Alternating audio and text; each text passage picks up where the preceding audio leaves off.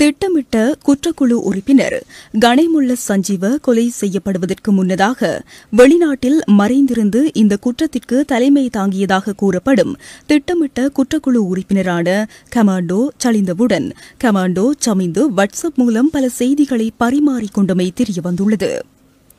இந்த துப்பாக்கிச்சூடு நடத்திய நபரான கமாண்டோ சமிந்து நான் வந்துவிட்டேன் என்று கமாண்டோ சலிந்தவுக்கு வாட்ஸ்அப் செய்தியூடாக அறியப்படுத்தியுள்ளார். அத்துடன் காவல்துறையும் விசேட படையினரும் இங்கே இருக்கிறார்கள் என கமாண்டோ சலிந்தவுக்கு அவர் மற்றொரு செய்தியை அனுப்பியிருந்தார். அதற்கு பதிலளிக்கும் விதமாக பிரச்சினை இல்லை சுடுங்கள் என சலிந்த ஒரு செய்தியை அனுப்பியிருந்தார்.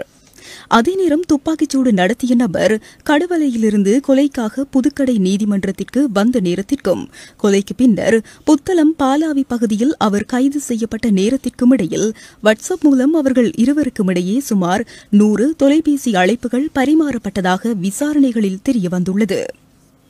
கொலைக்கு பின்னர் இருவருக்கும் இடையே வாட்ஸ்அப் மூலம் நீண்ட காணொலி உரையாடலும் நடத்தப்பட்டதாக தெரிவிக்கப்பட்டுள்ளது.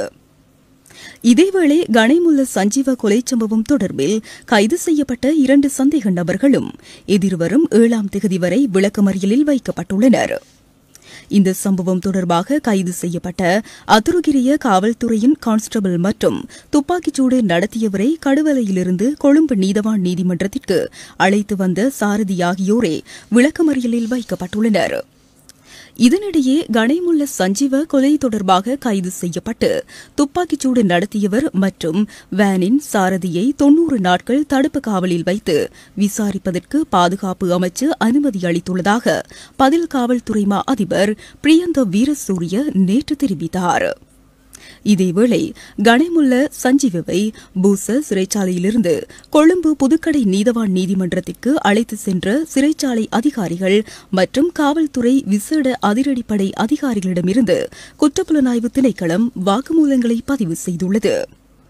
இதேவேளை இந்த சம்பவம் தொடர்பாக தற்போது மேலும் 3 சந்தேக நபர்கள் கைது செய்யப்பட்டுள்ள நிலையில் மொத்தமாக இந்த சம்பவம் தொடர்பில் 8 சந்தேக நபர்கள் கைது செய்யப்பட்டுள்ளதாக காவல்துறை தெரிவித்துள்ளது.